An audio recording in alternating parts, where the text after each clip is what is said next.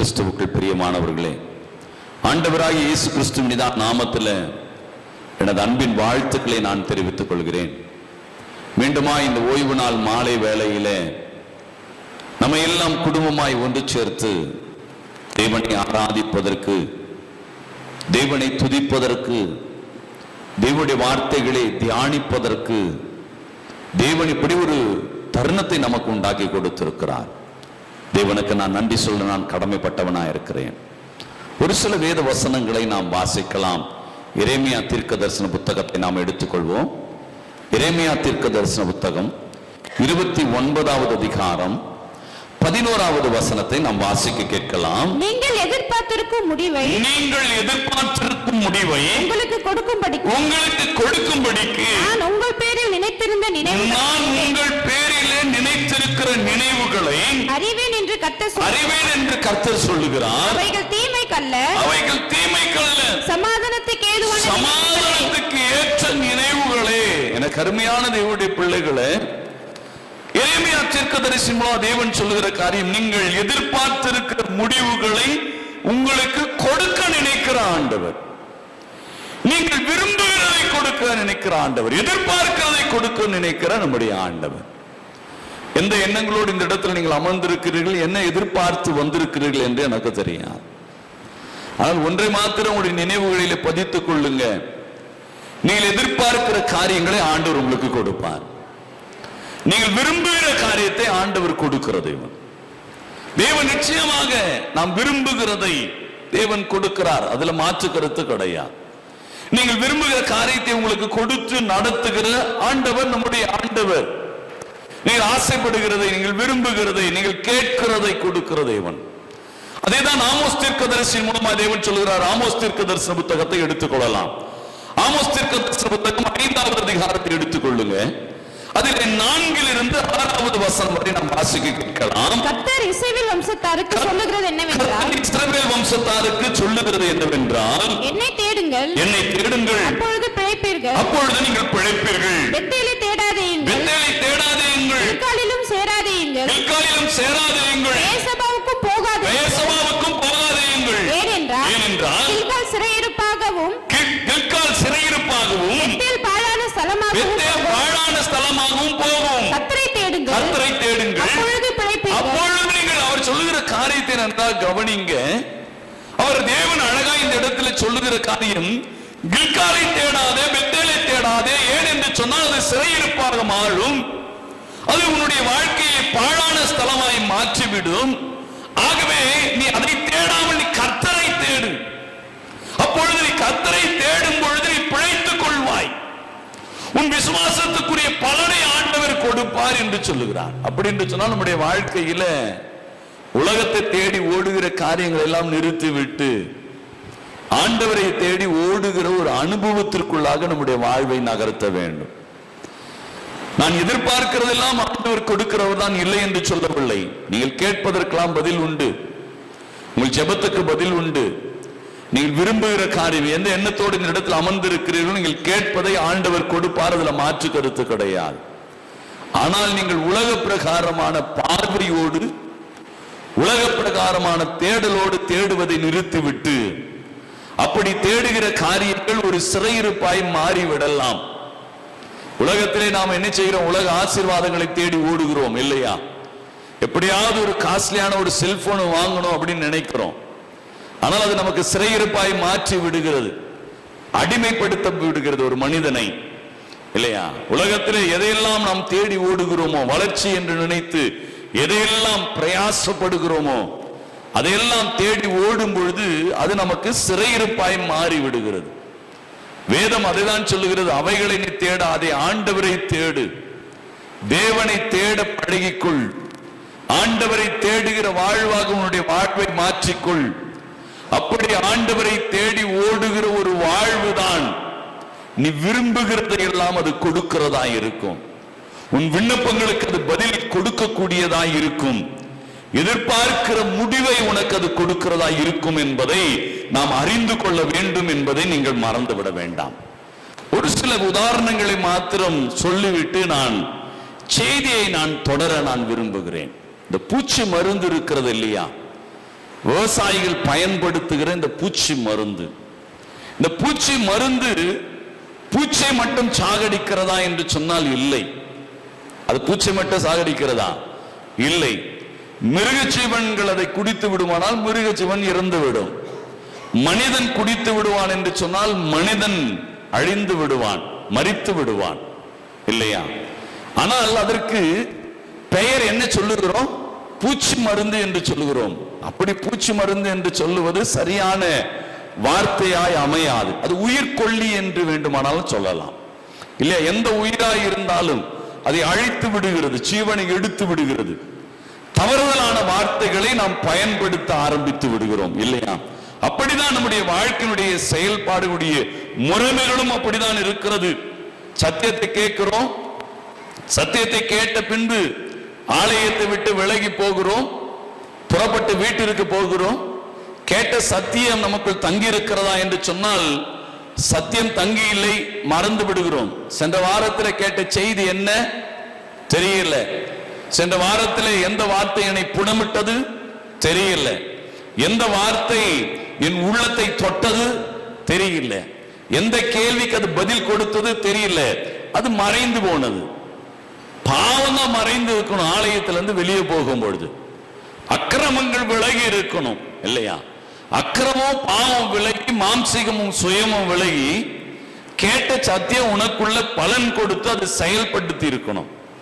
ஆனால் பூச்சிக்கொல்லி மருந்தை போல நம்முடைய வாழ்க்கையில செடியில் இருக்கிற பூச்சியை மட்டும் அது சாகடிக்கல, அது எல்லாத்தையும் சாகடித்து விடுகிறது, மிருகத்தையும் சாகடித்து விடுகிறது. பூச்சி மருந்து அடித்த அந்த செடியை ஏதாவது ஒரு ஆடு மேய்ந்தது என்று சொன்னால் அந்த ஆடும் சில சமயங்களிலே மரித்து போய் விடுகிறது.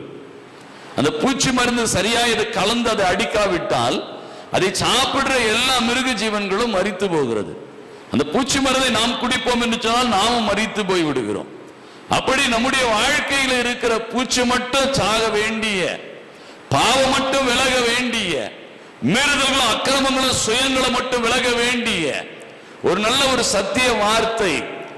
ஆனால் அது நம்மிடமிருந்து பாவத்தை மட்டும் எடுத்து போடல, நம்ம கிட்ட இருக்கிற பரிசுத்தத்தை எடுத்து போட்டுடுச்சு பாருங்க.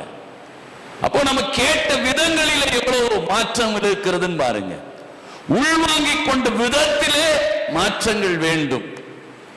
உள்வாங்கிக் கொள்ளுகிற விதத்திலே மாற்றங்கள் இருக்கும் பொழுதுதான் அது சரியான ஒரு பலனை அது கொடுக்கக்கூடியதாய் இருக்கும். ஆனால் உள்வாங்கிக் கொண்ட காரியத்திலே சரியான மாற்றம் இல்லை. அதனாலதான் நம்முடைய வாழ்க்கை தடுமாற ஆரம்பித்து விடுகிறது. கேட்ட சத்தியம் இல்ல, கேட்ட சத்தியம் பலன் கொடுக்கல, அது சரியாக அது பயன்படுத்தப்படல, நாம உள்வாங்கி கொள்ளல. நல்லா கவனித்து பாருங்களேன். நீங்க சின்ன வயதில படித்துக் கொண்டிருக்கிற பருவத்தில் உங்க வகுப்பறையில கற்றுக் கொடுத்த வாய்ப்பாடு இன்னைக்கும் ஞாபகம் இருக்குதா? இல்லையா? இருக்கிறது. திருக்குறள் ஞாபகம் இருக்கிறதா? இருக்கிறது. எப்படி அது ஞாபகத்திலே இன்றும் இத்தனை ஆண்டுகள் கடந்து வந்து விட்டோம், இத்தனை வருடங்கள் கடந்து வந்து விட்டோம், ஆனாலும் என்னுடைய நினைவுகளிலே அது அப்படியே அமர்ந்திருக்கிறது, அது அப்படியே இருக்கிறது நினைவுகளிலே, அது என்னை ஆளுகை செய்து கொண்டிருக்கிறது. காரணம் என்ன என்று சொன்னால் அதை தொடர்ச்சியாக நம்ம படித்தோம், வீட்டில் வந்து ஹோம்வொர்க் செய்தோம், அதை குறித்து டெஸ்ட் வைத்தார்கள் எழுதினோம், அதை குறித்து எக்ஸாம் வைத்தார்கள் அதை எழுதினோம், எல்லா நிலைகளும் கடந்து வந்தோம். என் நினைவுகளிலே அது பதிந்து விட்டது. கேட்கிற சத்தியங்கள் நம்முடைய நினைவுகளிலே அப்படி பதியவில்லை. கேட்கிற சத்தியங்கள் நம்முடைய நினைவுகளிலே பதிந்திருக்குமானால் பாவங்களும் மீறுதல்களும் அக்கிரமங்களும் என்னுடைய வாழ்வை விட்டு விலகி சத்தியம் எனக்குள்ள நின்று இருக்கணும். சத்தியம் எப்போ கேட்டாலும் என்னை அது வழி நடத்தி இருக்கணும், இல்லையா? எந்த நிலையிலும் அந்த சத்தியம் என்னுடைய வாழ்க்கையிலே ஒளியா இருக்கணும், என் பாதைக்கு அது தீபமாய் இருக்கும். அப்படித்தானே சொல்லுது வேதம். என் பாதைக்கு அது தீபமாய் இருக்கும். அந்த வார்த்தை என்னுடைய வாழ்க்கைக்கு இருளை நீக்கி இருக்கணும். நீக்கிச்சா? இல்ல. ஏன் நீக்கல? நாம நம்முடைய வாழ்க்கையில பூச்சிக்கொல்லி மருந்து எப்படி எல்லாவற்றையும் அழிக்கிறதோ அப்படிதான் நமக்கு கேட்கிற சத்தியம் எல்லாத்தையும் அழிச்சிடுச்சு. காரணம் என்ன? அதை பயன்படுத்துற விதம் சரியில்லை. அது மருந்தாய அப்படியே குடிக்கும் பொழுது எல்லாத்தையும் அழிச்சிடும். அது அந்த மருந்து டைரக்டா ஒரு செடிக்கு அப்ளை பண்ணும் பொழுது அந்த செடியை சாப்பிடுற எல்லா மிருகமும் அழிஞ்சிடும். அதற்கு ஒரு பதம் இருக்கிறது, எவ்வளவு கலக்க வேண்டும் என்கிற ஒரு பதம் இருக்கிறது. அந்த பதத்தோடு தான் அந்த பூச்சி மருந்தை எல்லா செடிகளிலும் அடிக்கிறார்கள். ஆகவேதான் நம்மளால கீரை சாப்பிட முடியுது, காய்கள் சாப்பிட முடிகிறது. எப்படி முடிகிறது? அது மருந்து அடித்தாலும் ஒரு பதமாய் அடித்து இருக்கிறார்கள். அது என்னை உயிர் எடுத்து விடாது, அது பதமாய் அது பயன்படுத்தப்பட்டது, பயன்படுத்துகிற விதத்திலே அது பயன்படுத்தப்பட்டது. அப்போ கேட்கிற சத்தியங்கள் பயன்படுத்துகிற விதத்திலே நீங்கள் உள்வாங்கிக் கொண்டு அது ஹோம்வொர்க் செய்து அதை தியானித்து அதை அசை போட்டு ஞாயிற்றுக்கிழமை கேட்கிற சத்தியங்கள் அடுத்த ஓய்வு நாள் வரை அதை தியானிக்கணும். நீங்க தியானித்துக் கொண்டே இருந்தால்தான் உங்க நினைவுகளிலே அது பதியும். கேட்கிற சத்தியம் அன்றோடு நாம் முடித்து வைத்து விட்டோம். அடுத்த நாள் கேட்டாலும் என்ன ஞாயிற்றுக்கிழமை செய்தியை கேட்ட தெரியல, எதை குறித்து பேசினார்கள் தெரியல, எந்த வார்த்தை உன்னோடு புடவிட்டது தெரியல. அது எத்தனையோ வார்த்தைகளை படித்தோம், ஒன்றாவது இரண்டாவது மாத்திரம் நாம் படிக்கல. எத்தனையோ வகுப்புகளை நாம் கடந்து வந்தோம், எத்தனையோ நிலைகளை நாம் கடந்து வந்தோம். ஆனால் ஒன்னாவது படிச்ச அந்த வாய்ப்பாடு, ஐந்தாம் வகுப்புல படித்த அந்த வாய்ப்பாடு இன்னும் இருக்கிறது. உலகத்தில் நீங்கள் எவ்வளவு நிலைகளில் உங்களுடைய வாழ்வை நீங்கள் நகர்த்தி கொண்டு போனாலும் நீங்க கேட்ட சத்தியம் உங்களுக்குள்ள அப்படியே இருக்கணும். அப்பொழுதுதான் உங்களுடைய பாதைக்கு அது வெளிச்சமா மாறும். உன் வாழ்க்கையிலே காணப்படுகிற அந்த இருளை அது நீக்கும், இல்லைன்னா அது நீக்காது. எல்லாம் உன்னுடைய வாழ்க்கையில மாற்றத்தை அது கொண்டு வராது. முதல்ல இதெல்லாம் உங்களுடைய வாழ்க்கையில ஒரு மாற்றத்தை கொண்டு வரணும்னாக்கா நீங்க தியானிங்க. இந்த வாரம் முழுவதுமாய் என்ன ஆண்டவர் பேசுகிறார் அதை குறித்து உடைய இல்லங்களிலே ஒரு அரை மணி நேரத்தை கொடுங்க, ஒரு அரை மணி நேரம் தியானிங்க. நீங்க ஜெபிக்கிற வேதம் வாசிக்கிற நேரம் இல்லாமல் நேரங்கள் கிடைக்கும் பொழுது அதை தியானிங்க. வேலைக்கு செல்லுகிறவர்களாக இருந்தால் ஒரு பிரேக் டைம் கிடைக்கும் பொழுது டீயை குடித்து விட்டு நண்பர்களோடு பேசுகிற நேரத்தில் கொஞ்ச நேரம் நீங்கள் கேட்ட சத்தியத்தை தியானிங்க. அப்பொழுது உங்களுடைய வாழ்க்கை எந்த நிலைகளாக இருந்தாலும் என்றோ கேட்ட சத்தியம் இன்று எனக்கு பலன் கொடுக்கும். அல்லேலூயா. என்றோ கேட்ட சத்தியம், என்றோ ஆண்டவர் என்னோடு இடைப்பட்டது, இன்றும் அது எழுத்து வடிவமாய் இல்ல, என் இதயத்தில் அது எழுதப்பட்டதாய் இருக்கிறது. அது மையினால் அல்ல. ஆனா நம்முடைய வாழ்க்கை எப்படி இருக்கிறது? அழிக்கப்படுகிற ஒரு வாழ்க்கை. கேட்டதெல்லாம் அழிந்து போய் விடுகிறது. என கருமையான தேவனுடைய பிள்ளைகளே, நன்றாக உள்வாங்கிக் கொள்ளுங்க. நல்ல நினைவுகளோடு நல்ல சிந்தனைகளோடு உங்களுடைய வாழ்வை நகர்த்துங்க. தவறான சிந்தனைகள் வேண்டாம். உன் சுயமான பேச்சுக்களோடு உங்களுடைய வாழ்வை நகர்த்தாதீங்க. நல்ல நினைவுகளோடு உங்களுடைய வாழ்வை நகர்த்துங்க. நல்ல சிந்தனை இருக்கட்டுமே. வீணான காரியங்கள் வேண்டாம், வேண்டாத காரியங்கள் வேண்டாம். அவைகள் எல்லாம் வேதம் அழகாய் சொல்லுகிறது, அவைகள் எல்லாம் சிறையிருப்பாய் மாறும். அவைகளை குறித்து நாம தியானிக்கிறோம், அவைகளை குறித்து பேசுகிறோம். இந்த போன் வாங்கலாமா, அந்த போன் வாங்கலாமா, உடனே ஆன்லைன்ல கம்மியா இருக்கிறதா, இல்ல எவ்வளவு மார்க்கெட்டிங் பண்றவன் நமக்கு கிடைச்சாக்கா அவன் ஏதாவது குறைவாக கொடுப்பானா, அப்படி என்று சொல்லி அலசுகிறோம்.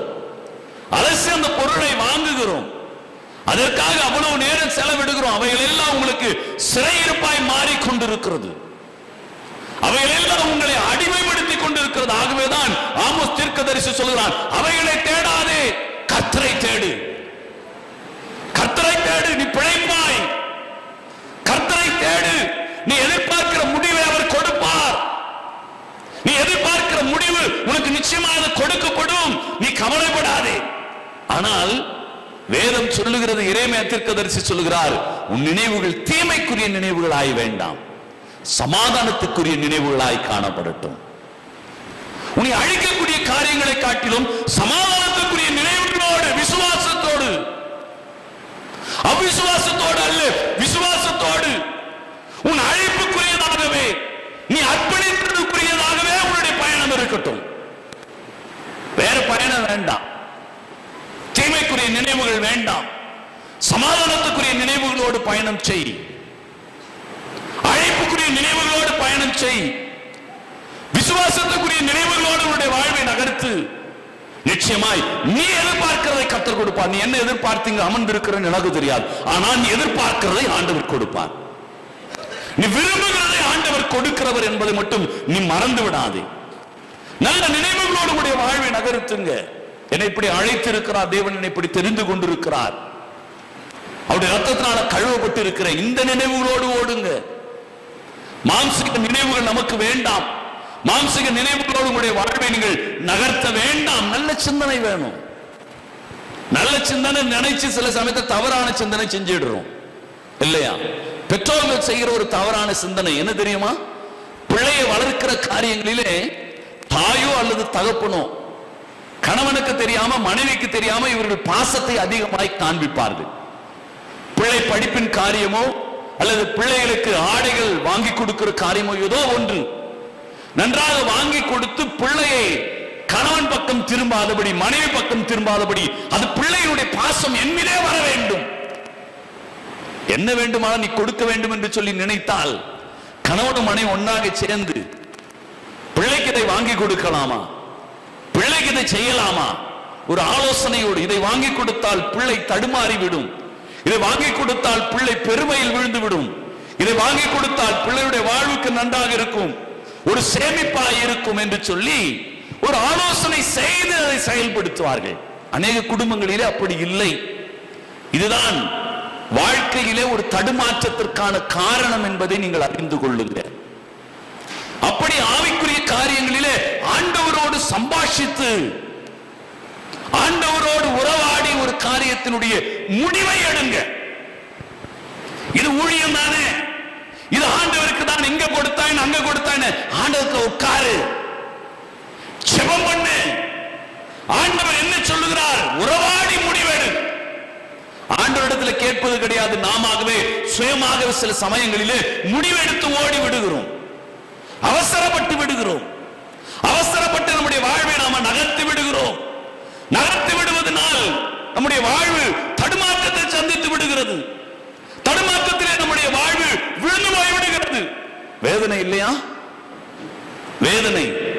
பிள்ளையுடைய வீட்டிலே கணவன் ஒரு புறமாய் மனைவி ஒரு புறமாய் மாறி மாறி வேறு விதமாய் அன்பு செலுத்துகிறதுனால பிள்ளையினுடைய நிலைமை என்ன ஆகும்? அவ்வளவுதான், தடுமாற ஆரம்பித்து விடும். நம்ம தவறுதலான காரியங்களை விதைத்து விடுகிறோம். பிள்ளைகளுக்கு தவறான காரியங்களை விசுவாசிகளுக்கு நாம் விதைத்து விடுகிறோம். ஆண்டவரோடு இருக்கிற ஐக்கியம் இல்லாவிட்டால் எதிர்பார்க்கிற நினைவுகளை ஆண்டவர் எப்படி கொடுக்க முடியும்? தவறான எண்ணங்கள் வேண்டாம். ஆண்டவரோடு உட்கார்ந்திருந்து நல்ல சிந்தனையோடு நல்ல நினைவுகளோடு விசுவாசத்தோடு அழைப்புக்குரிய பாதைகளிலே உங்களுடைய வாழ்வை நகர்த்துங்க. தீமைக்குரிய நினைவுகள் வேண்டாம் என்றுதான் வேதம் சொல்லுகிறது. அவிசுவாசத்துக்குரிய நினைவுகள் உன்னிடம் இருக்குமானால் நீ எதிர்பார்க்கிற முடிவை ஆண்டவர் கொடுக்க முடியாது. நீ விரும்புகிற காரியத்தை ஆண்டவர் உனக்கு கொடுக்க முடியாது என்பதை நீ மறந்து விடாதே. அதேதான் உபாகமத்தில் அவர் அழகாய் சொல்லுகிறார். 32வது அதிகாரத்தை எடுத்துக்கொள்ளுங்க. 32வது அதிகாரத்திலே 46, 47வது வசனங்களை வாசிக்கும் போது அவர் சொல்லுகிறார், அவர்களை நோக்கி இந்த நியாயப்பிரமாண வார்த்தைகளின்படி எல்லாம் உங்கள் பிள்ளைகள் செய்யும்படி கவனமாய் இருக்க நீங்கள் அவர்களுக்கு கற்பிக்கும்படி நான் இன்று உங்களுக்கு சாட்சியாக ஒப்புவிக்கிற வார்த்தைகளை எல்லாம் உங்கள் மனதிலே வையுங்கள். இது உங்களுக்கு வியத்தமான காரியம் அல்ல, இது உங்களுக்கு வியத்தமான காரியம் அல்லவே, இது உங்கள் ஜீவனாய் இருக்கிறது, இது உங்கள் ஜீவனாய் இருக்கிறது, நீங்கள் சுதந்தரித்துக் கொள்ளும்படி, நீங்கள் சுதந்தரித்துக் கொள்ளும்படி. அவர் அழகாய் சொல்லுகிற காரியத்தை கவனியுங்க. பிள்ளைகள் எல்லாம் செய்யும்படி கவனமாய் இருக்கும்படி நீங்கள் அவர்களுக்கு கற்பியுங்க. ஏன் என்று சொன்னால் இவைகளை நீங்கள் சுதந்தரித்துக் கொள்வதற்காக. எதற்கு கற்பிக்க சொல்லுகிறார்? ஏன் நல்ல சிந்தனையோடு வாழ சொல்லுகிறார்? உன் பயணம் நல்ல சிந்தனையா இருக்கட்டும். ஏன் சொல்றாரு? இவைகள் எல்லாம் நீ சுதந்தரித்துக் கொள்ளும்படி.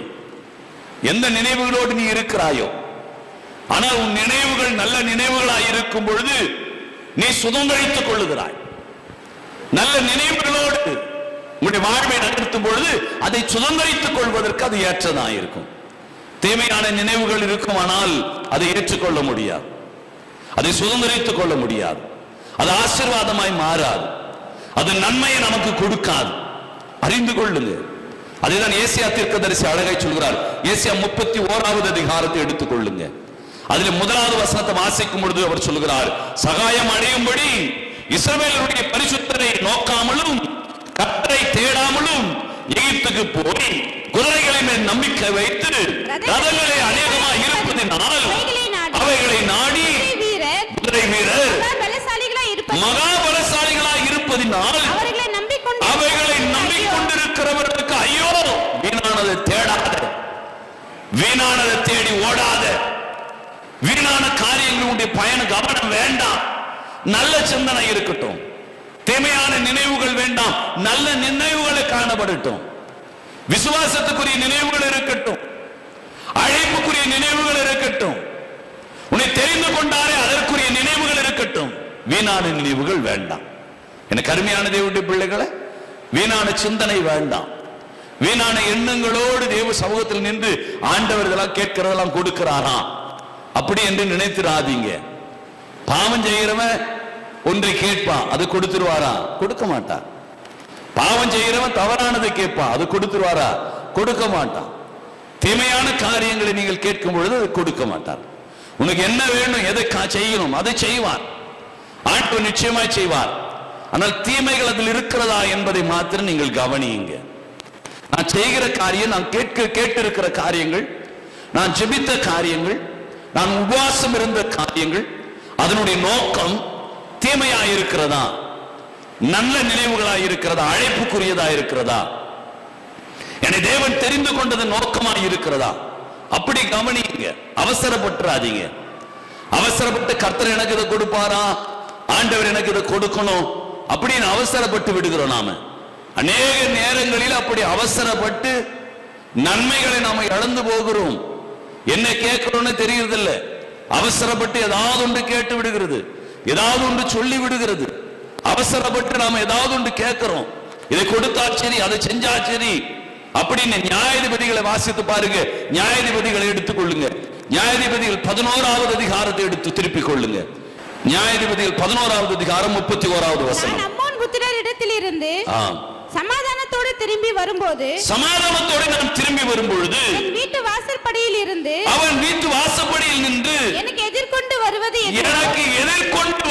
எதுவோ, அது கர்த்தருக்கு உரியது. அது கர்த்தருக்கு அவசரப்பட்டு விட்டான். எப்தா என்ன செய்தான்? அவசரப்பட்டு விட்டான். மகள் வந்து விடுகிறார், எது வருகிறதோ கொடுத்து விடுகிறார். எது வருகிறதோ நாம நினைக்கிறோம் அப்படிதான், என்ன வருது அதை நான் கொடுத்துறேன் கர்த்தருக்கு. அவசரப்பட்டு எதனா ஒரு முடிவை எடுத்து விட்டு பின்பு கண்ணீர் செந்தி பிரயோஜனம் இல்லை. நல்ல நினைவுகளோடு ஓடுங்க. அவசரப்பட்டு சில நினைவுகளை எடுத்து கொண்டு வந்துடுறோம், அவசரப்பட்டு சில முடிவுகளை எடுத்துடுறோம். கர்த்தர் உனக்கு உன் நினைவுகளை அவர் அறிந்திருக்கிறார், உன் நினைவுகளின் தோற்றங்களையும் அவர் அறிந்திருக்கிறார். உனக்கு என்ன கொடுக்கணும், என்ன செய்யணும் ஆண்டவருக்கு தெரியும், அவர் கொடுப்பார். நாம் அவசரப்பட்டு முடிவு எடுக்கிறோம், அவசரப்பட்டு சில காரியங்களிலே நாம் நம்ம இணைத்துக் கொள்ளுகிறோம். ஆனால் இது என்ன நடக்கிறது சொன்னால், என்னை தடுமாற்றத்திலே தள்ளி விடுகிறது, என்னை தடுமாற்றத்திலே தள்ளி விடுகிறது. அவசரப்பட்டு ஊசா என்ன செய்கிறார்? 2 சாமுவேல் 6வது அதிகாரம் 6வது வசனத்திலே ஊசா தேவனுடைய பெட்டி ஆடுகிறது என்று சொல்லி கையை நீட்டி விடுகிறார். அவசரம். அதுக்கு முன்னாடி என்ன செய்யறான்? மாட்டு வண்டி மேல ஏற்றிட்டான் வண்டியை. தேவனுடைய பெட்டி எங்க ஏற்றி விட்டான்? மாட்டு வண்டியின் மீது ஏற்றி விடுகிறான். மாட்டு வண்டி மீது ஏற்றதுனால அவனுக்கு கிடைக்க வேண்டியது ஒரு தண்டனையாய் வந்து விடுகிறது. தேவன் அதே இடத்திலே அவனை அடித்து விடுகிறான். 6வது அதிகாரத்தில் 3வது வசனத்தை வாசிக்கும் பொழுது தேவனுடைய பெட்டியை ஒரு புதிய ரதத்தின் மேல ஏற்றி விட்டான். ஆனா தேவன் என்ன சொல்லியிருக்கிறார்? அவருடைய பெட்டியை சுமப்பதற்கென்று ஆசாரியர்களை தெரிந்து கொண்டிருக்கிறார். சுமக்க வேண்டியது அவன். இவன் மாட்டு வண்டி மேல ஏறிட்டு ஒய்யாரமா நடக்க ஆரம்பித்து விட்டான். நடக்குது என்ன செய்யறான்? மாட்டு மிரளுது, பெட்டி ஆடுது. உடனே கையை நீட்டினான். கர்த்தர் அதே இடத்துல அடித்தார். இல்லையா? சத்தியம் அப்படித்தானே நடந்தது. உடைய நினைவுகளை அறிந்திருக்கிறார். நீ விரும்புகிறதை ஆண்டவர் கொடுப்பான், நான் இல்லை என்று மறுக்கவில்லை. ஆனால் அவசரப்பட்டு சில முடிவுகளை நாம் எடுத்து விடுகிறோம். தவறு. அவசரப்படாதீங்க. அரசாங்கத்திலே ஒரு சட்டத்தை ஏற்றி இருக்கிறார்கள். ஒரு குறிப்பிட்ட வயது வருவதற்கு முன்பாக குழந்தைகள் வண்டியை ஓட்டுவார்கள் என்று சொன்னால் அந்த தண்டனை பெற்றோரை வந்து சேரும் என்று அரசாங்கத்திலே ஒரு சட்டத்தை ஏற்றி இருக்கிறார்கள். கீழ்ப்படுகிறார்களா பெற்றோர்கள் என்று சொன்னால் இல்லை. இன்றும் நீங்கள் பள்ளியை திறக்கிற நேரங்களை நீங்க பார்க்கும்போது எத்தனையோ ஸ்கூல்ல படிக்கிற பிள்ளைகள் வாகனத்தை ஓட்டிக்கொண்டு செல்லுகிறார்கள். விபத்து நிகழுகிறது. விபத்திலே என்ன நடக்கிறது? ஒரு காயப்படுகிற ஒரு நிலைமையிலே, ஜீவன் போகிற நிலைமையிலே தள்ளப்பட்டு விடுகிறது. ஒரு சட்டம் இயற்றப்படுகிறது. அந்த கால நிலை வரை நாம் காத்திருப்பதில்லை, பொறுமையாய் இருப்பது இல்லை.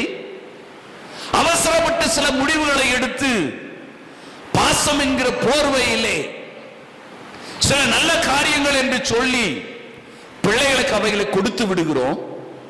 நடக்கிறது கோற்று வாசலிலே நம்முடைய வாழ்வு காணப்படுகிறது. எனக்கு அருமையான தேவனுடைய பிள்ளைகளே, ஆண்டவருடைய ஆவிக்குரிய பயணத்திலும் அப்படிதான். சுமக்க வேண்டிய ஆசாரியன், தேவனுடைய பெட்டியை சுமக்க வேண்டிய ஆசாரியன் ஒரு ரதத்தின் மீது ஏற்றி விடுகிறான். பின்பு வருத்தப்பட்டு என்ன பயன்? அதே இடத்திலே ஜீவன் போனது. நம்முடைய வாழ்க்கையிலும் தேவன் நீங்கள் விரும்புகிறதை கொடுக்கிறார், இல்லை என்று சொல்லல. நீங்கள் எதிர்பார்த்திருக்கிற முடிவு என்ன முடிவு என்று தெரியாது. நீங்கள் விரும்புகிறது என்ன என்று எனக்கு தெரியாது. நீங்கள் எதை எதிர்பார்த்து இந்த இடத்தில் நீங்கள் அமர்ந்திருக்கிறீர்கள் என்று எனக்கு தெரியாது. ஆனால் ஒன்று, நீங்கள் விரும்புகிறதை ஆண்டவர் கொடுப்பார். அது உண்மை, அது நிச்சயம், நான் மறுக்கவில்லை. ஆனால் அதில் ஒரு ஞானத்தோடு செயல்படுகிற காரியங்கள் வேண்டும். அவசரம் இருக்கக்கூடாது. அது தீமைக்குரிய நினைவுகள் அதில் காணப்படக்கூடாது. சமாதானத்துக்கேற்ற நினைவுகள் அதில் வேண்டும். விசுவாசத்துக்குரிய பயணம், அழைப்புக்குரிய பயணம் வேண்டும். அழைப்புக்கே இருக்காது. இதை வாங்கிவிட்டால், அதை கட்டிவிட்டால், இதை அடைந்து விட்டால் நான் ஆண்டவரை ஆராதிப்பேன் என்று சொல்லி நாம் என்ன செய்கிறோம்? விசுவாசத்தை தொலைத்து விடுகிறோம், ஊழியத்தை விட்டுடுறோம். நீ எதை கேட்டாலும் சரி, நீங்க கேட்கிறதை ஆண்டவர் கொடுப்பார், இல்லை என்று நான் மறுக்கவில்லை. ஆனால் உங்களுடைய அழைப்பிற்கு அது என்ன செய்யும் என்பதில் மீது கவனம் மட்டும் வச்சுக்கோங்க. உங்களுக்கு தேவன் கொடுக்க விரும்புகிறார். ஆனால் உங்களுடைய அழைப்புக்கோ, உங்களுடைய அர்ப்பணிப்புக்கோ, உங்க விசுவாச வாழ்வுக்கோ இடரலாய் இராதபடி நீங்கள் பார்த்துக் கொள்ளுங்க. என்ன கருமையான தேவனுடைய பிள்ளைகளை, அறிந்து கொண்டு நம்முடைய வாழ்வை நாம நகர்த்த கடமைப்பட்டவர்களாய் இருக்கிறோம் என்பதை நீங்கள் மறந்துவிட வேண்டாம். 2 நாளால் 35வது அதிகாரத்தை எடுத்துக்கொள்ளுங்க. அதுல 22வது வசனத்தை வாசிக்கும் போது சொல்றார், ஆனாலும் யோசியா தன் முகத்தை அவனை விட்டு திருப்பாமல் நீ கொடுமையா என்று சொல்லி கேட்பது கிடையாது. ஆண்டவரே இதை எனக்கு கொடுங்க அப்படிதான் நாம கேட்கிறோம். ஒரு வீடை கட்டிட்டா, ஒரு கல்யாணத்தை பண்ணிட்டா, ஒரு வேலை கிடைச்சிட்டா, எனக்கு வாழ்க்கைப்படி மாறிட்டா நான் ஊழியம் செய்வேன்.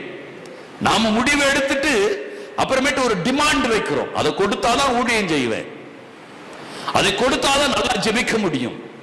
ஒரு வியாபார ரீதியிலே ஆண்டவரோடு நம்முடைய அணுகுமுறை இருப்பது ஒரு வருத்தப்படக்கூடிய காரியங்கள். அது எந்த நிலையிலே நம்முடைய வாழ்வை தள்ளிவிடுகிறது என்று சொன்னால், நம்முடைய வாழ்க்கை யோசியா காயப்பட்டதை போல நம்முடைய வாழ்வு காயப்பட்டு விடுகிறது. எப்தாவுடைய மகள் அழிந்ததை போல நம்முடைய வாழ்க்கையில் சில அழிவுகள் வந்து விடுகிறது. ஊசா மரணத்தை சந்தித்ததை போல நம்முடைய வாழ்க்கையில எத்தனையோ காரியங்கள் மரித்து போகிறது. சந்தோஷம் செத்து போகிறது, சமாதானம் செத்து போகிறது, வருமானங்கள் செத்து போகிறது. ஞானம் வேண்டுங்க ஆவிக்குரிய காரியங்களில்.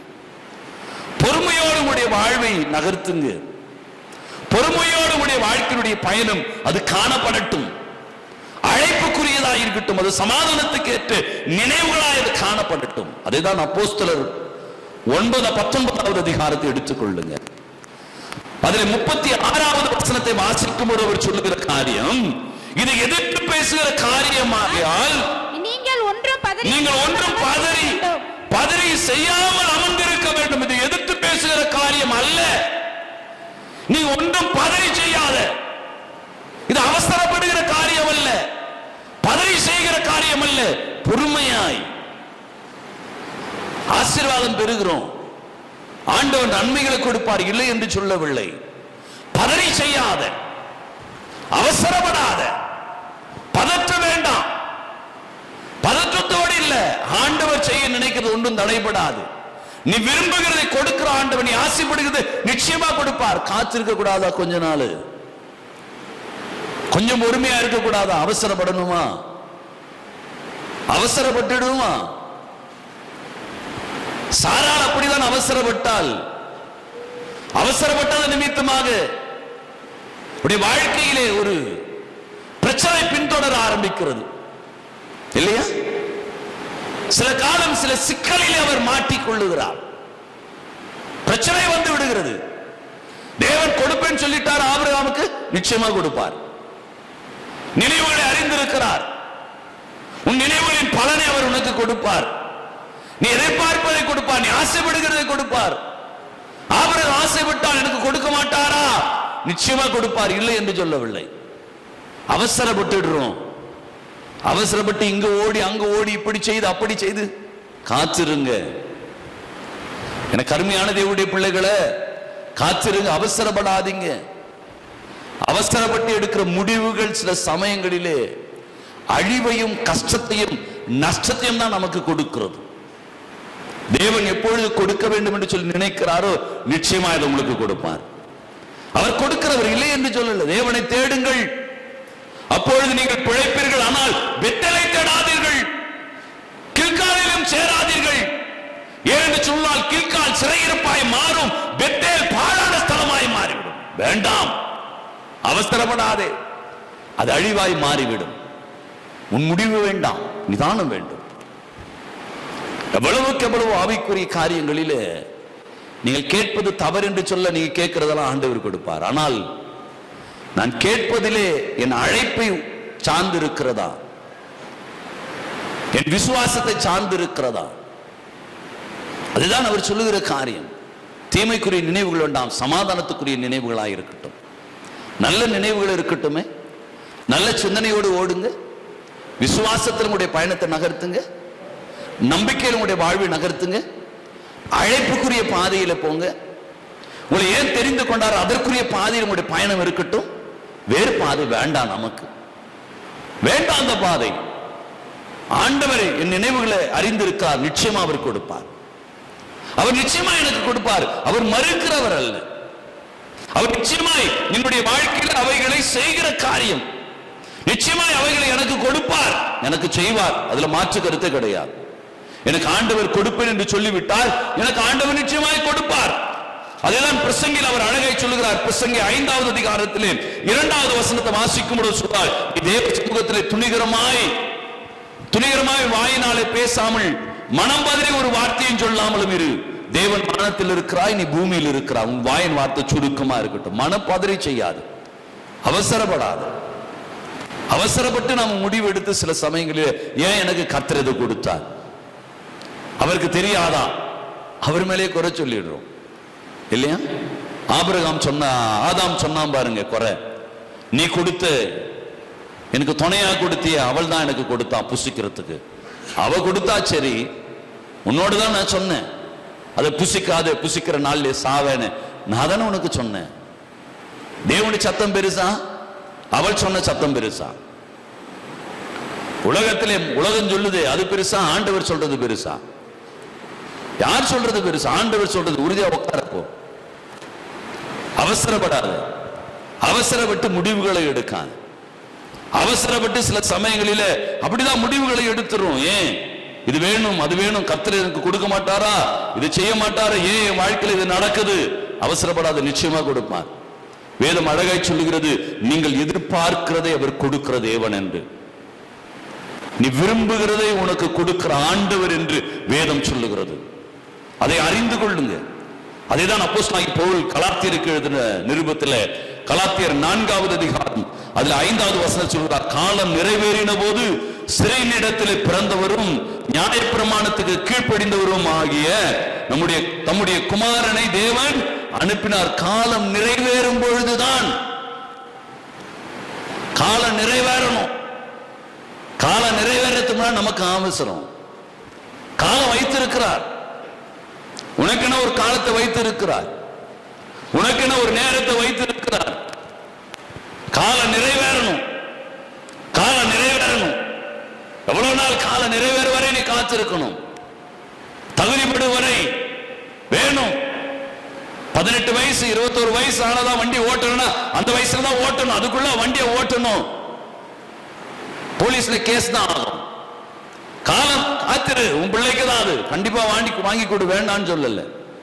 ஆண்டவரோட ஆலோசனை, ஆண்டவரிடத்துல கேட்டோமா, ஆண்டவரிடத்துல உட்கார்ந்து ஆண்டவரோடு சம்பாஷித்து ஆண்டவரோடு நடந்தனாக்கா அந்த வார்த்தை நம்மை நடத்தும். என் பாதைக்கு அது தீபமாய் இருக்கும், என் காரிருளான வாழ்க்கைக்கு அது ஒளியாய் இருக்கும், என் வாழ்க்கை அது பிரகாசிக்க செய்யும். நாம தான் வார்த்தையை கேட்கிறோம், இந்த காதுல வாங்கி அந்த காதுல விட்டுடுறோம் இல்லையா? இங்க இருந்து போகும்பொழுது ஒரு சர்டிபிகேட் கொடுத்துட்டு அவர் வந்தா சூப்பர், இவர் வந்தா இப்படி, அவர் வந்தா, ஒவ்வொருக்கும் சர்டிபிகேட் கொடுத்தோம். கேட்டது என்ன? அவரோடு ஆண்டவர் உன்னோடு என்ன பேசினார்? அவரோடு பேசும்பொழுது என்ன உன்னுடைய வாழ்க்கையில தொடப்பட்டது? அது இன்று வரை நீ பின்பற்றுகிறாயா? அதை நீ ஃபாலோ பண்றியா? கவனித்து பார். இல்ல, பாவம் கழுவி போச்சுன்ற மாதிரி பரிசுத்தமா கழுவி போயிடுச்சு. அதுக்கு ஒரு அளவு இருக்குதுல, இந்த பூச்சி மருந்துக்கு ஒரு அவுன்ஸ் ஒரு மருந்து என்று சொன்னா அதுல இத்தனை லிட்டர் தண்ணியை கலந்துதான் அடிக்கணும் செடிக்கு. அப்படியே டைரக்டா அடிச்சலாக்கா என்ன ஆகும்? அந்த செடியை சாப்பிடுற ஆடு மாடு மரித்து போவோம், அந்த கீரையை சாப்பிடுற மனுஷனும் மரித்து போயிடுவான். அதுக்கு ஒரு அளவு இருக்கிறது, அளவுக்குறி இருக்கிறது, இவ்வளவுதான் அதை கலந்து அடிக்கணும்னு. அப்படிதான் ஆவிக்குரிய பயணத்துல ஒரு அளவு இருக்கிறது. இப்படிதான் வாழணும், இப்படிதான் இருக்கணும், அளவு இருக்கிறது. ஆண்டவர் உனக்கு நீ விரும்புகிறதை கொடுக்கிறதா இல்லன்னு மறுக்கல, ஆனா அளவு இருக்குது இல்ல. தீமைக்குரிய நினைவு வரக்கூடாதுன்னு அளவு இருக்குது இல்ல. சமாதானத்துக்குரிய பயணமா இருக்கணும் உன் நினைவு இருக்குது இல்ல. விசுவாசத்துல ஓடணும், அழைப்புக்குள்ள பாடிதான் போகணும், அழைப்பு விட்டு போகக்கூடாது. நான் அபிஷேகிக்கப்பட்டவன் அப்படின்றது இருக்கணும்ல. என்னைக்கோ படிச்ச வாய்ப்பாடு இன்னைக்கோ தெரியுது, இன்னைக்கோ தெரியுது, அது டெலீட் ஆகாது. நீ தியானித்து இருந்தாலும் டெலீட் ஆகிருக்காது. நீ கேட்ட சத்தியம் இன்னைக்கும் உன் வாழ்க்கையில பலனா இருக்கும். நீ உலகத்தை தேடி ஓட மாட்ட, மனுஷன் தேடி ஓட மாட்ட. நம்ம எல்லாத்தையும் தேடி ஓடி இருக்கிறோம், ஏன்னா அது பதிகளை தியானிக்கல. நாம சத்தியத்தை கேட்ட சத்தியம் அழிந்து போச்சு. ஒரு அளவு இருக்குது, அந்த அளவு படி அதை கலந்து இருக்கணும். கலக்கல. சத்தியம் இப்படிதான் நடக்கணும்னு இருக்குது, அப்படிதான் உள்வாங்கிக் கொள்ளணும், அதை தியானிக்கணும், அதை கேட்கணும். போன வாரத்தில் கேட்டதை இன்னைக்கு இல்ல, அடுத்த ஓய்வு நாள் வரை இந்த சத்தியம் உன்னை தியானித்துக் கொண்டே இருக்கணும். அப்பொழுது உனக்கு பதிஞ்சிரும். நீ எங்க போனாலும் உன் பாதைக்கு அது வரும், தீபமா வரும். மகனே அது நடக்காத, இப்படி நட. ஓ சத்தியம் அப்படி சொல்லி இருக்குது, ஓ அப்படி தேவன் இந்த வார்த்தையில இடைப்பட்டார், ஓ அதை செய்யக்கூடாது. ஆவியானவர் நடத்த முடியும். அப்பொழுதுதான் பரிசுத்த ஆவியானவர். சத்தியம் உன் நினைவுல இல்லைன்னா எப்படி ஆண்டவர் நடத்துவாரு? பரிசுத்த ஆவியானவர் எப்படி வருவாரு? நீ எங்க போய் அபிஷேகம் கையை தட்டி குதிச்சா ஆவியானவர் நடத்த முடியாது. சத்தியம் எங்க இருக்குதோ அங்க ஆவியானவர் நடத்த முடியும். சத்தியம் இல்லாத இடத்துல ஆண்டவருடைய ஆவியானுடைய செயல்பாடுகளை காண முடியாது. சத்தியம் எங்க இருக்கிறதோ அங்க ஆவியானவர் இருப்பாரு. சத்திய ஆவியானவர் சொல்றதுக்கு காரணம் அதுதான். சத்தியத்தை நம்ம உள்வாங்கல, அதை மனதில் வைத்துக் கொள்ளல, அதை தியானிக்கல. ஆனா ஆவியானவர் குறை சொல்லல. ஆவியானவர் என்கிற பெயரிலே பாவம் இன்னும் கழுவப்படாமலே இருக்குது. ஆவியானவர் என்கிற போர்வையில இன்னைக்கு சத்தியத்தை நாம தியானிக்கிறது இல்ல. எவ்வளவு வேதனை இல்ல. நல்லா கவனிங்க. சத்தியத்தை கேட்டு கையை தட்டிட்டு போறது இல்ல. சத்தியத்தை உள்வாங்கி கொண்டு என் வாழ்க்கையில நான் படிக்கிற பாடம் வேற, நான் வேலை செய்யற இது வேற. சரிங்களா? ஆனால் அந்த பாடம் எப்போ வேணாலும் எனக்கு உதவும், எங்க வேணாலும் உதவும். அதெல்லாம் அடிப்படை. வாய்ப்பாடு அடிப்படை. நீ போற இடத்தெல்லாம், வேலை செய்யற இடத்துல நீ வாய்ப்பாடு சொல்ல போறது இல்லை. கூட்டல் வாய்ப்பாடு, கழித்தல் வாய்ப்பாடு, வகுத்தல் வாய்ப்பாடு இதெல்லாம் சொல்ல போறது இல்லை. ஆனா உன் வாழ்க்கையுடைய பயணத்துல உன் வேலையில என்றாவது வரும். அது அங்கங்கு பயன்படுத்தணும். பேங்க்ல போனா வரும், பணத்தை எடுக்கும் பொழுது கொடுக்கும் பொழுது வரும் அந்த வாய்ப்பாடு. என் பாதைக்கு அது தீபமா வரும். அது படிக்கிறது ஒவ்வொன்றும் நினைவுல இருந்தா தானே நான் என்ன செய்யணும், நாம் அப்படி நினைவுல வைத்து இருப்போமானால், பாஸ்டர் நான் இதை செய்யட்டுமா, ஆண்டவர் என்ன சொல்றார் பார்த்து சொல்லு. பாஸ்டர் கூட குறி சொல்றோம்னா மாத்திட்டோம் பாத்தீங்களா? பாஸ்டர் கூட நம்ம மை போட்டு பார்க்கிறவரா மாத்திட்டோம். பாஸ்டர் போதிக்கிறவருங்க, டீச்சர். பாஸ்டர் டீச்சர், அவ்வளவுதான். நீ கேட்கிறத உள்வாங்கிக்கொள், நீ வேலைக்கு அது பயன்படும். நீ தியானி, உன் பாதைக்கு அது தீபமா வரும். சத்திய ஆவியானவனை நீ நடத்துவதற்கு அது ஏற்றதா இருக்கும். நாம தியானிக்கிறது இல்லை, வேதத்தை உள்வாங்கிக் கொள்றது இல்லை, ஒரு வரமுறை இருக்குது இல்ல, ஃபாலோ பண்ணுங்களா, அதை ஃபாலோ பண்ணு. எத்தனை நாளைக்கு இன்னொருத்தரையே சார்ந்து நம்முடைய வாழ்வை நகர்த்துறது? எத்தனை நாளைக்கு அவர் ஜெபிச்சாதான் நல்லா இருக்குது? டெய்லி சிலர் சொல்லுவாங்க, டெய்லி ஐயா நான் தூங்குறதுக்கு முன்னாடி ஒரு ஜெபம் ஜெபிச்சிரியா, அப்பதான் தூக்கம் வருது. எத்தனை நாளைக்கு யார் முதுகுல நீ சவாரி செஞ்சுன்னு இருப்ப? எத்தனை நாளைக்கு மரணம் இன்னைக்கு வந்து உன்னை தொடுதுன்னா போக முடியுமா? முடியாது. பயமா இருக்குது. ஏன்? எங்க போறோம்னு தெரியாது. தெரியாதுன்னா கூட சரி, எதுனா முடிவு பண்ணலாம். நமக்கு நரகத்துக்கு தான் போவோம்னு தெரியும், அதனாலதான் நம்ம பயப்படுறோம், ரொம்ப பயப்படுறோம். காசு எவ்வளவு செலவானாலும் பரவாயில்ல. இதயத்தையே மாற்றி இருதய அறுவை சிகிச்சை, கிட்னி மாற்று அறுவை சிகிச்சை, லிவர் மாற்று அறுவை சிகிச்சை. ஏன்னா இது மாத்தலனா எத்தனை லட்சம் வந்தாலும் சரி, எவ்வளவு சொத்து அழிஞ்சாலும் சரி, நான் அந்த உலகத்தில் இருக்கிற, ஏன்னா இதை கடந்து போனா எனக்கு நரகம் எனக்கு நல்லா தெரியும். நீ ஆண்டவர் இடத்துல போறன்னா ஏன் சந்தோஷமா போக மாட்ட? மரணம் உனக்கு நியமிச்சுட்டாக்கா, பவுலுக்கு நியமிச்சோன்னு பவுல் என்ன சொல்றான்? நல்ல போராட்டத்தை போராடி ஓட்டத்தை நான் முடிக்கிறேன், டிக்ளேர் பண்ணிட்டு போயினே இருக்கிறான். ஸ்தேவான் டிக்ளேர் பண்ணிட்டு போயினே இருக்கிறான். ஸ்தேவான் ஆண்டவரை பார்க்கிற, ஆண்டவருடைய கையில் ஆன்மாவை கொடுத்துட்டு போயினே இருக்கிறான். போங்க, சரியா வாழ்ந்தா போவோமே. நாம சரியா வாழல, நமக்கு பயம்.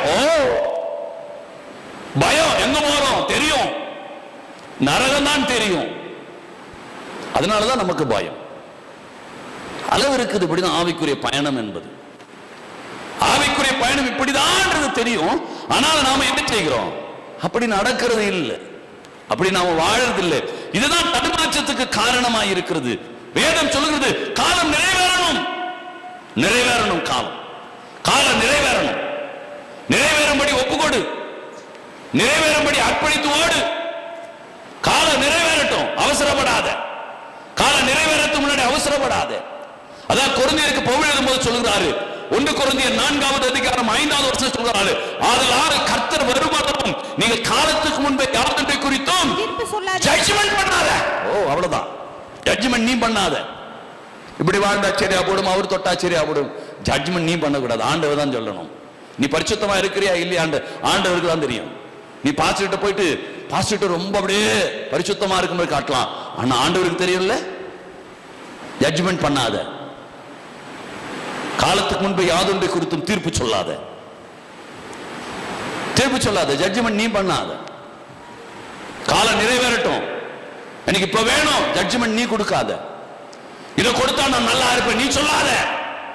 காலம் நிறைவேறும் போது கர்த்தர் உனக்கு கொடுப்பார். உனக்கு ஒரு காலத்தை வச்சிருக்கிறார். அந்த பருவநிலை வரும்பொழுது தகப்பனுக்கு தெரியும் உனக்கு என்ன செய்யணும், தாய்க்கு தெரியும் உனக்கு என்ன செய்யணும்னு, செய்வாங்க. காலம் நிறைவேறதுக்கு நீ ஜட்ஜ்மென்ட் பண்ணாத. எங்க அப்பா எனக்கு கொடுக்கல, எங்க அம்மா எனக்கு கொடுக்கல, அவர் என்ன இப்படி பேசுறாரு.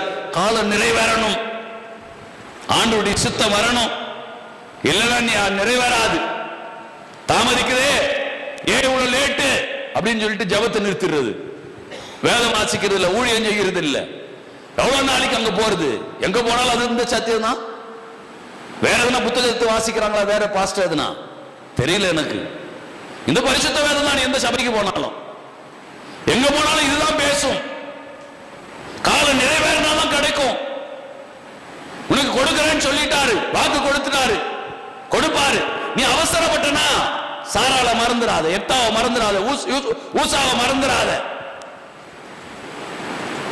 யோய்தாவை மறந்துடாத, இவங்களாம் மறந்துடாத. அவசரப்பட்டானா இதெல்லாம் மறந்துடாத. நிச்சயமா உனக்கு கொடுக்கிறேன் வாக்கு கொடுத்துட்டாரா, நிச்சயமா கொடுப்பார். கேட்டதை தருகிறவர் தான். தாமதித்தால் காத்திரு, காலம் நிறைவேற வரை காத்திரு. தேவன் உனக்கு செய்ய வரை காத்திரு, அவருடைய சமூகத்தில் காத்திரு. அதாவது சங்கீதக்காரன் தாவீது தன்னுடைய அனுபவத்தில் அவன் சொல்லுகிறான். 40வது சங்கீதங்களின் புஸ்தகத்திலே 5வது வசனத்தில் சொல்கிறார், என் தேவனாய கர்த்தாவே, நீர் எங்கள் நிமித்தம் செய்த அதிசயங்களும் உம்முடைய அதிசயங்களும் உம்முடைய யோசனைகளும் அநேகமாய் இருக்கிறது. ஒருவரும் அவைகளை உனக்கு அறிவிக்க வேண்டியதில்லை. நான் அவைகளை சொல்லி அவர் சொல்லி அறிவிக்க வேண்டியதில்லை. அது பெரியது, சொல்ற காரியம் அல்ல, அது பெரியது. சொல்ல முடியாத காரியங்கள் அவை, நினைத்து பார்க்க முடியாத அதிசயங்கள். அதுதான் யோபுல அவர் அழகாய் சொல்றார். யோபு 9வது அதிகாரம் 10வது வசனம் சொல்றார், ஆராய்ந்து முடியாத பெரிய அதிசயங்களும் எண்ணி முடியாத அவர் செய்வார். பெரியதை செய்வார் அவர், நீ நினைக்கிறதுக்கு மேல செய்வார். கொஞ்சம் காலம் நிறைவேறட்டுமே, கொஞ்சம் காலம் நிறைவேறட்டும். அதுவரை உன் ஜெபத்தை விட்டுறாத, உன் விசுவாசத்தை விட்டுறாத. நல்ல சமாதானத்தை ஏற்ற நினைவுகளோடு பயணம் செய். ஜெபத்தை தொடரு, ஊழியத்தை தொடரு, வேதத்தை தியானி. இதெல்லாம் விட்டுட்டு இதெல்லாம் செய்யாம ஆண்டவர் எனக்கு கொடுக்கலனாக்கா, சாராளுக்கும் நாச்சியாருக்கும் அவளுக்கு சண்டை வந்தது. ஏன் இந்த சண்டை? அவசர புத்தி. ஏன் இந்த மரணம்? அவசரம். ஏன் பிள்ளை இழந்தா? அவசரம். இழப்புகளுக்கு காரணம் அவசரம், தடுமாற்றத்துக்கு காரணம் அவசரம், கண்ணீர் வேதனை சூழ்ந்து கொள்வதற்கு காரணம் அவசரம். காலம் நிறைவேறணும், ஒரு நிலை வரணும். தாய் தகப்பனுக்கு தெரியும், அவங்க சேர்த்து வைக்கிற சம்பாதிக்கிற சொத்து அவங்க எடுத்துன்னு போயிட்டு போறாங்களா?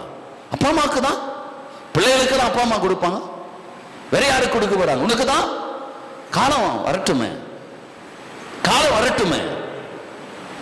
நீ பிள்ளையாவே இரு, மகனாக மட்டாக வாழு, விசுவாச நிலைமையிலே போ, ஊழியத்தை செய், ஜெபி, வேதவாசி, தியானி.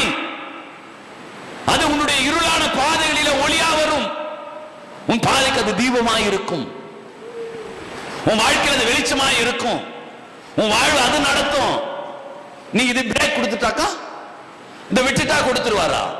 நான் பயமுறுத்துறியா, மிரட்டுறியா, என்ன செய்யறோம்னு தெரியலையே. ஊழியத்தை நிறுத்துறோம், ஜெபத்தை நிறுத்துறோம், வேத வாசிக்க நிறுத்துறோம், எல்லாத்தையும் மாத்திக்கிறோம் எனக்கு ஏத்த மாதிரி. இப்போ இது செய்ய முடியாது, இப்போ என் நிலம் மாறிடுச்சு, நான் பதைய உயர்ந்துட்டேன். எங்க உயர்ந்த? எதுல உயர்ந்த? என்னத்த கொடுத்துறாரு? எதை பெற்றுட்ட? எதை பெற்றுட்டு உயர்ந்துட்டு ஊழியத்தை மாத்துற ஊழியத்துக்கு? மறந்துடாத சாரால, சாரால மறந்துடாத. நீ உரியாவை மறந்துடாத, ஊசாவை மறந்துடாத.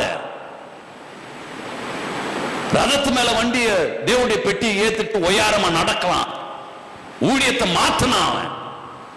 தேவனுடைய பெட்டியை சுமக்கிறவன் மாத்திட்டான். அது கூட ஊழியம் தானே. மறந்துடாதீங்க, காலம் நிறைவேறும் வரை உன் பணியை நீ செய்யணும், மாற்றிடக்கூடாது. காலம் நிறைவேறணும், நிறைவேறும் வரை நீ செய்யணும், மாத்திடக்கூடாது. என் விருப்பத்துக்கு நான் மாற்றுகிற காரியம் அல்ல. காலம் நிறைவேறணும், எதிர்பார்க்கிறதை கண்டிப்பா ஆண்டவர் கொடுப்பார். சிரமம் இருந்தாலும், தடுமாற்றங்கள் இருந்தாலும் மாற்றாதீங்க, நில்லுங்க. எங்க போனாலும் அதுதான், எந்த இடத்துல போனாலும் அதே சத்திய ஆவியானவர் தான். எந்த இடத்துல போனாலும் அதே சத்தியம் தான், வேறு எதுவும் கிடையாது. அதுதான் ஏசியா தீர்க்கதரிசி அழகாய் சொல்கிறார்.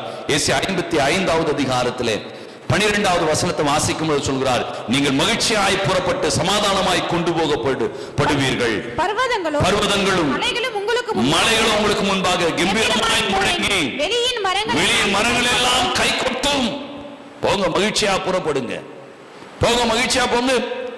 சமாதானத்துக்கு ஏற்ற நினைவுகள் பயணம் தொடரட்டும், அழைப்புக்குரிய பயணம் தொடரட்டும்.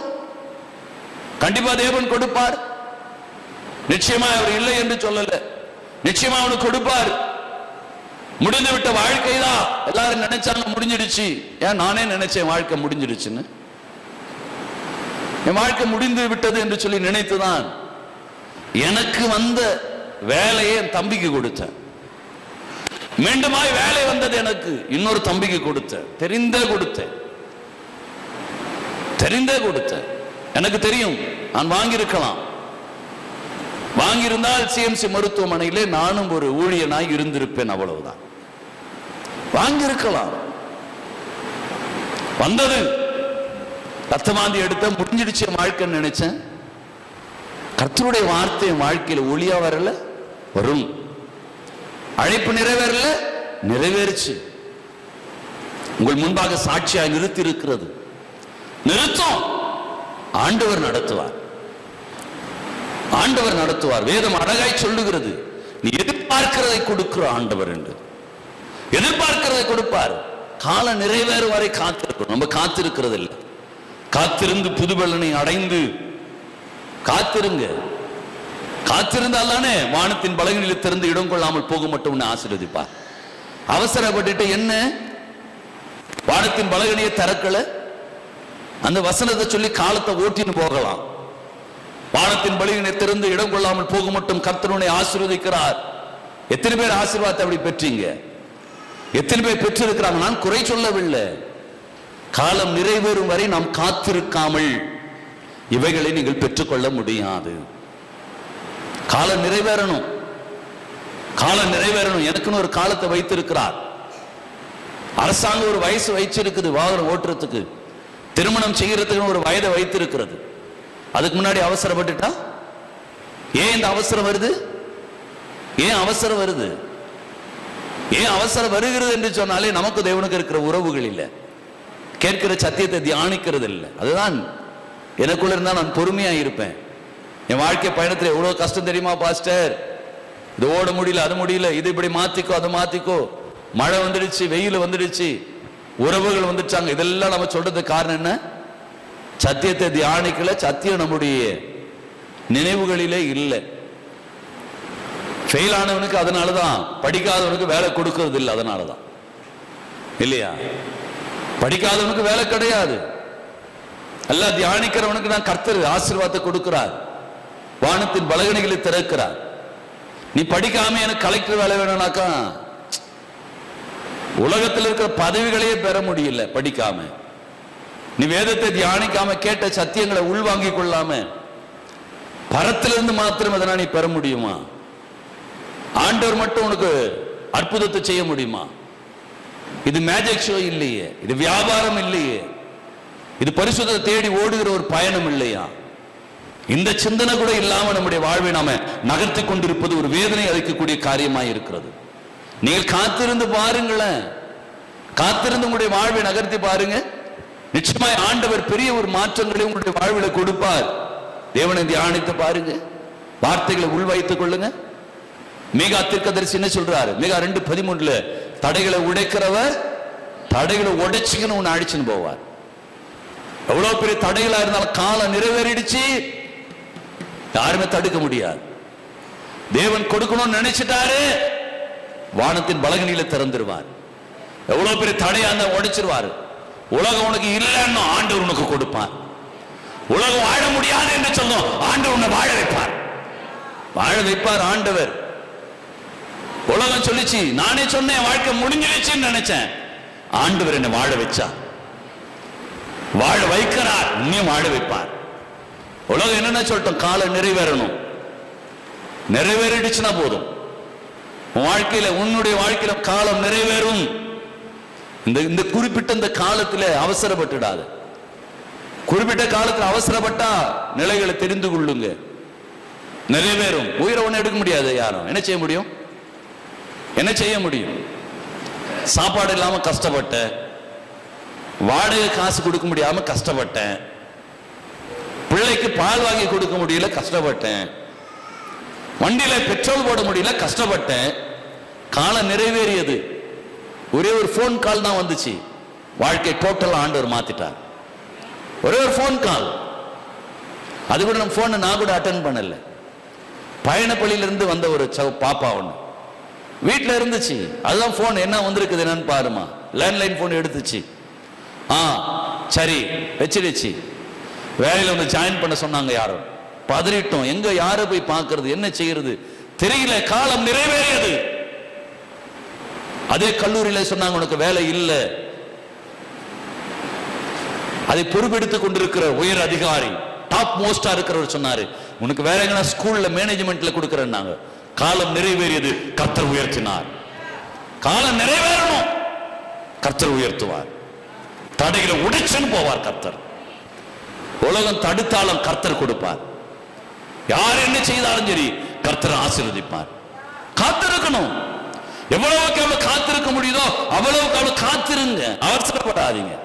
அவசரப்பட்டு உங்களுடைய வாழ்வை நீங்கள் நகர்த்தாதீங்க. நாம அவசரப்பட்டு நகர்த்தி விடுகிறோம், அதுதான் தவறு. அதுதான் ஏசாயா தீர்க்கதரிசி சொல்கிறார். ஏசாயா 43வது அதிகாரம் அதில் 6வது வசனத்தில் சொல்கிறார், நான் வடக்கே நோக்கி கொடு என்றும் தெற்கே நோக்கி வைத்திராதே என்று சொல்லுகிற தேவன் வடக்கே இருக்கிறவங்க சொல்ல போய் கொட்டாடுவாரு. தெற்கே இருக்கிற நிச்சயிக்காது அங்க இப்ப கொட்டுவாரு ஆண்டவர் சொல்லுவார். வடக்கே தெற்கே ஆர்டர் போட்டு எட்டு வந்து கொட்டிடுவார் ஆண்டவர். நான் சொல்லல, பரிசுத்த வேதாகம் அப்படிதான் சொல்லுது.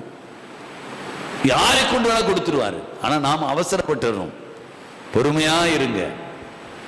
எனக்கு அருமையான தேவனுடைய பிள்ளைகளை, நீங்கள் விரும்புகிறதை கொடுக்கிற ஆண்டவர். வேதம் அப்படிதான் சொல்லுகிறது, நீங்கள் எதிர்பார்க்கிற முடிவுகளை உங்களுக்கு கொடுக்கிற ஆண்டவர். அல்லேலூயா. நீ எதிர்பார்க்க, நமக்கு ஒவ்வொருத்தருக்கும் ஒரு ஆசை. அப்படிதான் உட்கார்ந்து இருக்கிற அந்த இடத்துல. இன்னைக்கு ஜெபிச்சு கண்ணு முடிக்கணும். அப்பா, கணவனை பாரு, பிள்ளைய பாரு, வேலையை பாரு, பலவீனங்களை பாரு, ஏதோ ஒண்ணு கண்டிப்பா ஆண்டவர் கொடுப்பார். காலம் நிறைவேறிச்சுன்னா கண்டிப்பா கொடுப்பார். கண்டிப்பா உன்னை ஆயத்தப்படுத்திக்கொள். ஆனா அந்த காலங்களிலே நீ தியானிக்கிறது ரொம்ப அவசியம். எவ்வளவு நாளைக்கு அவனு காத்து நிற்கிறது நமக்கு அது பெருசா தெரியுது.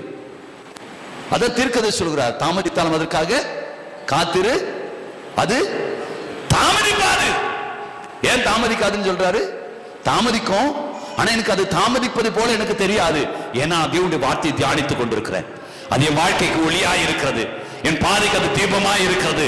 அது என்னை வழிநடத்தும். எனக்கு கவலை தெரியாது, கஷ்டம் தெரியாது, பலவீனம் தெரியாது, பாடுகள் தெரியாது, உபத்திரம் தெரியாது. என் ஆண்டவர் என்னோடு இருப்பார். காலம் நிறைவேறிச்சு. சிறைச்சாலையில போட்டாங்க, அஸ்திபாரம் அசைந்தது, சிறைச்சாலை கதவுகள் திறந்தது, எல்லாம் அசையும், எல்லாம் உடைத்துக் கொண்டு ஆண்டவர் திறப்பார், நடத்துவார். ஆண்டவர் எல்லாத்தையும் திறப்பார். காலம் நிறைவேறும் வரும். நிறைவேறிச்சுனா போதுங்க. நிறைவேறினால் கர்த்தர் கொடுத்துருவார். கொடுத்துரு, அந்த நாளை கர்த்தருக்கு கொடுத்துரு. காலம் நிறைவேறு வரை எல்லாத்தையும் கடவுள்கிட்ட கொடுத்துரு. வேற எதையும் கணக்கெல்லாம் போடாத.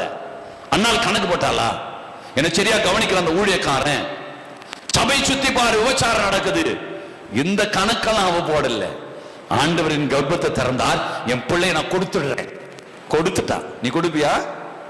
நீ கணக்கு போட்டிருப்ப இல்ல, இது கட்ட முடியுமா, இது முடியாது, என்ன அவர் இப்படி இருக்கிறாரு, அந்த இடத்துல அப்படி இருக்குது, அதை நான் செய்ய மாட்டேன், இங்க ஓட மாட்டேன், இந்த கணக்கு நீ போடுற. தேவனுடைய வார்த்தையை தியானிக்கிறவன் போட மாட்டான். அன்னால் போடல, அந்த இடத்துல கொடுத்தாள் அன்னால். அதனால்தான் ஒரு பெரிய தீர்க்கதரிசியின் தாயாய் மாறினாள். சாதாரண குழந்தைக்கு தாயா இல்ல, தீர்க்கதரிசி, ராஜாக்களை அபிஷேகிக்கிற ஒரு கிங் மேக்கருடைய தாய். அவ்வளவு பெருமை இல்ல. நாம கணக்கு போடுவோம், அதுவா இது இங்க கொடுக்கலாமா, அது செய்யலாமா, இங்க இப்படி கொடுத்தா என்னவோ கணக்கு. அப்பா, என்னவோ கணக்கு போட்டு நீங்க எங்கிட்டே பேசுறீங்க, மத்தவங்கிட்ட எப்படி பேசுவீங்கல்ல, நிறைய கணக்கு போட்டுறீங்க. நீ கணக்கு போட்டா கூட நான் தெரியாத மாதிரி அப்படியா அப்படின்னு போயிடுவேன். ஆண்டவர் வெளிப்படுத்துவார். நம்ம என்ன செய்யறது? நான் ஒன்றும் கிடையாது. நான் உங்களை குற்றப்படுத்துறதுக்கோ உங்களை குறை சொல்றதுக்கோ நான் கிடையாது. காலத்துக்கு முன்பே நான் தீர்ப்பு சொல்ல மாட்டேன். நான் தலையாட்டின்னு நான் போயிடுவேன். காலங்கள் நிறைவேறும், தடைகளை உடைத்துக் கொண்டு ஆண்டவர் செய்வார். கணக்கு போடாதீங்க. அண்ணால் கொடுத்துட்டா கொடுத்துருங்க. அண்ணால் கொடுத்துட்டா. ஏலிய பார்க்கல, யாரையும் பார்க்கல, சூழ்நிலையை பார்க்கல, எதையும் பார்க்கல, எதையும் பார்க்காத. கொடுத்துரு, கர்த்தர் இடத்துல வாழ்க்கையை கொடுத்துரு. வேதம் அப்படிதான் சொல்லு, கர்த்தர் மேல் உன் பாரத்தை வைத்துடு, கலங்காத, கவலைப்படாத, ஆண்டு இடத்துல வச்சுட்டு நீ போய் நேரு. உன் பாதைக்கு அது ஒளியாய் வரும், தீபமாய் வரும், உன் வாழ்வை நடத்தும். பரிசுத்த ஆவி உன்னை நடத்துவார். மகனே மகளே போ, நடத்துவார். போ. அந்த இடத்துல வாடகை கட்ட முடியல. ஒரு முறை அப்படி ஒரு சூழ்நிலை வந்துச்சு. எவ்வளவு? 5000 ரூபாய் தான். 2500 ரூபாயில அந்த இடத்துல வாடகை எடுக்க ஆரம்பிச்சோம். பின்பு 5000 ரூபாய் வரும்பொழுது வாடகை கட்ட முடியல. அப்படி ஒரு சூழ்நிலை. காணிக்கை நம்ம எடுக்கிறது இல்லை இல்லையா? காணிக்கை எடுக்கிறது இல்லை. ஆனா அப்போ ஒரு சின்ன ஒரு உண்டி ஒன்று இருந்தது. அந்த உண்டியில 100, என்னைக்கும் அவ்வளவுதான் வருதுன்னு வைத்துக் கொள்ளுங்க. 100, 200 அதிகமா வந்தாக்கா முதல் வாரத்தில் ஒரு 500 ரூபாய் வரும், அவ்வளவுதான். ஆனால் அந்த நாளில வாடகை எவ்வளவு கட்டணமோ அந்த 5000 ரூபாய் யாரோ போட்டுட்டு போயிருந்தாங்க. காலம் நிறைவேறும் பொழுது கர்த்தர் செய்வார். காலம் நிறைவேறணும், யாரையும் பார்க்காத, ஆண்டவரை பார். ஆண்டவர் செய்வார், ஆண்டவர் செய்வார். எப்பொழுது என்ன செய்யணும், யாரை கொண்டு செய்யணும், ஆண்டவர் நிச்சயமா செய்வார். ஆண்டவர் நிச்சயமா. கர்த்தர் மேல் உன் பாரத்தை வைத்து விடு, கலங்கி தவிக்காத, கலக்கத்தோடு ஓடாத, பாரத்தை ஆண்டவர் மீது வைத்துட்டு போயினேரு. அதுதான் யோபு 8வது அதிகாரம் அதுல 7வது வசனம் சொல்கிறாரு, உம்முடைய துவக்கம் அற்பமாய் இருந்தாலும் உம்முடைய முடிவு சம்பூர்ணமாய் இருக்கும். துவக்கம் எப்படி இல்ல, முடிவு தான் நமக்கு முக்கியம். துவக்கம் ஆவிக்குரிய காரணம். நானு ரொம்ப மோசமான நிலைமை, யாருக்கிட்டையும் பேசுறதுக்கு வெக்கம். ஏன் தெரியுமா வெக்கம்னாக்கா, இயலாம இல்ல என்கிட்ட எதுவுமே, உறவுகளை சந்திக்க முடியாது, எந்த மனிதனையும் பார்க்கறது பயம், வீட்டுக்குள்ளே அடங்கி கிடப்பேன். வெளியே போனா ஒரு 10 ரூபாய் வேணும், இல்ல அடங்கி கிடப்பேன். ஆரம்பம் எப்படி இல்ல, முடிவு சம்பூர்ணமா இருக்குதா? ஆண்டு ஆரம்பம் உனக்கு எப்படி எனக்கு தெரியாது, ஆனால் உன்னுடைய முடிவு சம்பூர்ணமாய் மாற்றுவார் ஆண்டவர். உன்னுடைய முடிவு அவர் சம்பூர்ணமாய் மாற்றுவார். உன்னுடைய முடிவு சம்பூர்ணமாய் இருக்கும். நீங்கள் எதிர்பார்க்கிறது அது கொடுக்கிறதா இருக்கும், நீங்கள் விரும்புகிறதை கொடுக்கிறதா இருக்கும், நீங்கள் ஆசைப்படுகிறது அது கொடுக்கிறதா இருக்கும். அதுதான் யோபு 42வது அதிகாரம் அதுல 12வது வசனத்தில் அவர் சொல்லுகிற காரியம். அது 12வது வசனம். அவர் அழகா சொல்றார், கர்த்தர் யோபின் முன்னிலைமை பார்க்கலாம், ஒரு பின்னிலைமை அவர் ஆசீர்வதிக்கிறார். முன்னிலைமை விட பின்னிலைமை ஆசீர்வாதம். எப்படி இருக்கிறார், இனி உன்னுடைய வாழ்வு ஆசீர்வாதம், இனி உன்னுடைய வாழ்வு பொக்கிஷம் நிறைந்தது, இனி உன்னுடைய வாழ்வு உயர்த்தப்படுகிறதா இருக்கும், இனி உன்னுடைய வாழ்வு மகிமை பொருந்தியதா இருக்கும். இனி உன்னுடைய வாழ்வு எப்படி, அதை பார். இன்னைக்கு பார்க்காத, இனி உன்னுடைய வாழ்வு, இனிமேல் உன்னுடைய வாழ்வு எப்படி. அதுதான் யாக்கோபு 5வது அதிகாரம் 11வது வசனத்தில் அவர் சொல்லுகிற காரியம். இதோ பொறுமையாய் இருக்கிறவர்களை பாக்கியவான்கள் என்றோமே. யோபின் பொறுமையை குறித்து கேள்விப்பட்டிருக்கிறீர்கள், கர்த்தருடைய செயலுடைய முடிவையும் கண்டிருக்கிறீர்கள். கர்த்தர் மிகுந்த உருக்கமும் இரக்கமுள்ளவர். முடிவை பார்த்திருக்கிறீங்களே, அவர் உருக்கமுள்ளவர், அவர் இரக்கமுள்ளவர். யோபுடைய முடிவை பார்த்தீங்க இல்லையா, உடைய முடிவும் ஆசீர்வாதமா இருக்கும். ஆரம்பம் எப்படி இல்ல, முடிவு சம்பூர்ணமா இருக்கும். அறிந்திருக்கிறார், எதிர்பார்க்கிறதை அறிந்திருக்கிறார், அதை ஆண்டவர் கொடுப்பார். விரும்புகிறதை கொடுப்பார், எதிர்பார்க்கிறதை அவர் கொடுக்கிறதையும், நீ விரும்புகிறதையும் எதிர்பார்க்கிறதையும் அவர் கொடுக்கிற ஆண்டவர் அவர். அதுதான் சகரியா தீர்க்கதரிசி சொல்கிறார். சகரியா தீர்க்கதரிசன புத்தகம் 8வது அதிகாரம் அதில் 15வது வசனத்தில் அவர் சொல்லுகிற காரியம், இந்நாட்களிலே எருசலேமுக்கும் யூதாவுக்கும் நன்மை செய்யும்படி திரும்ப நான் நினைத்தேன், பயப்படாதீர்கள். நான் நினைத்திருக்கிறேன், நன்மை செய்யும்படி நினைக்கிற ஆண்டவர், நீ பயப்படாதே. நன்மை செய்ய நினைக்கிற ஆண்டவர், உனக்கு நல்லதை செய்ய விரும்புகிற ஆண்டவர், நீ ஏன் பயப்படாது. உன் நினைவுகள் அறிந்திருக்கிறார், நீ பயப்படாதே. உன்னை நன்மை செய்ய விரும்புகிறார், உனக்கு நல்லதை செய்ய விரும்புகிறார். காத்திரு, காலங்கள் நிறைவேறும் வரை காத்திரு. இந்த காலங்கள் நிறைவேறுகிற சமயத்தில் அவசரப்பட்டுறாத.